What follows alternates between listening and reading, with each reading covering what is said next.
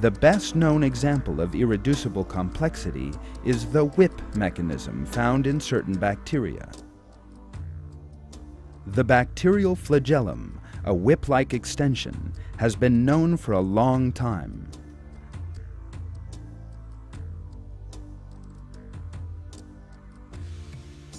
Observations in the last decade, however, astonished the scientific world when they revealed its detailed structure.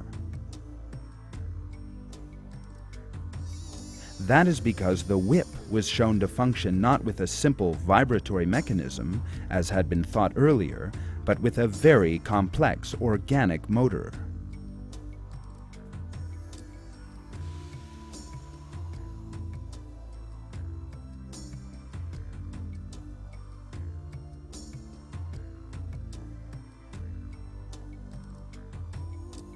Bacteria use the flagellum to move.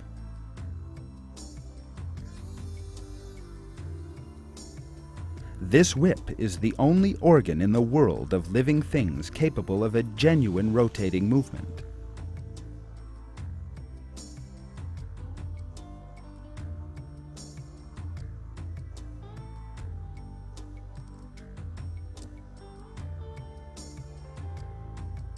Thanks to this, the bacterium moves in whichever direction it wishes, and can also make sudden stops and maneuvers.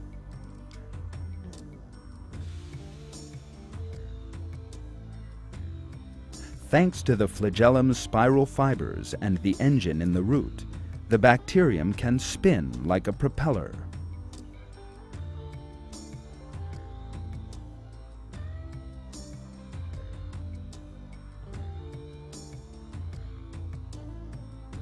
The engine that permits the bacteria to move consists of two separate sections, the rotor and the stator, that provide a spinning movement within one another.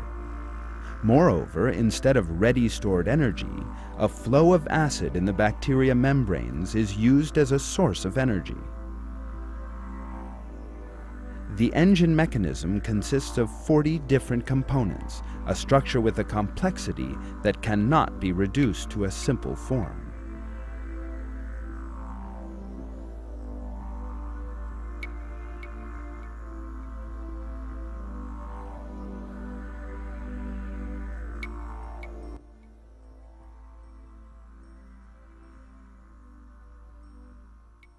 If even one of these pieces is missing or put in the wrong place, your motor isn't going to work.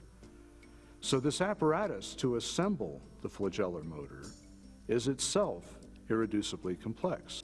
The flagellum also possesses an internally complex structure.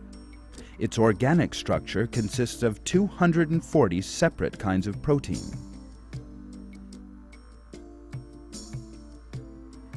These components cannot have come together in small changes over the course of time to produce the bacterial flagellum.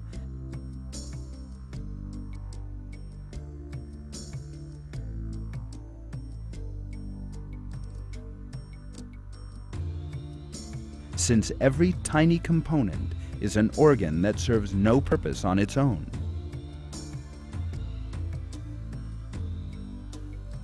In the absence of the engine system that provides the rotating movement, for example, the bacterium would still be incapable of movement, even if it somehow came into existence by chance. According to the theory of evolution, organs that are not in use gradually become vestigial and disappear.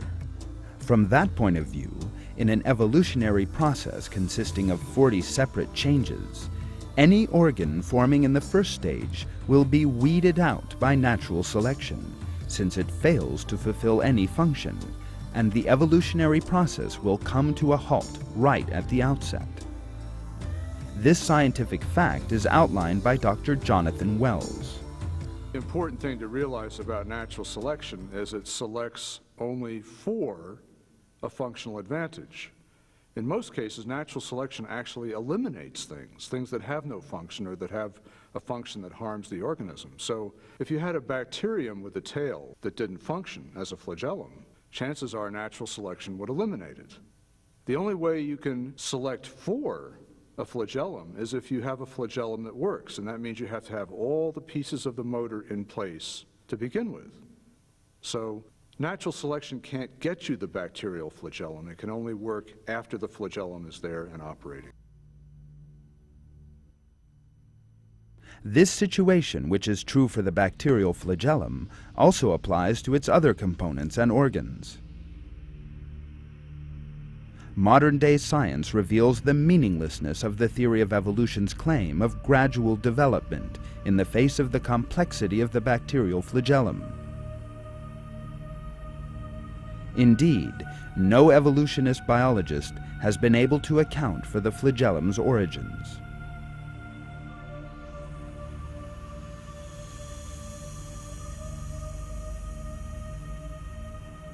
The bacterial flagellum can only exist if all its components work flawlessly and at the same time. This in turn means only one thing: creation.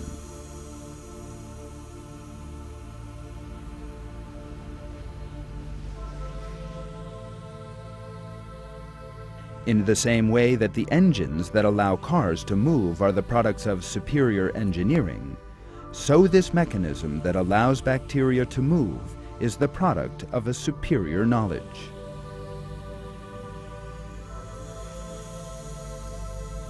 That knowledge belongs to God, the Lord of all the worlds. Living things came into being not through a random stage-by-stage process, but were created from nothing in a single moment. Almighty God reveals this in these verses from the Quran. God created every animal from water.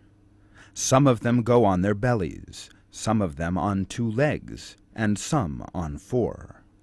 God creates whatever He wills. God has power over all things. He is the originator of the heavens and earth. When He decides on something, He just says to it, "Be," and it is.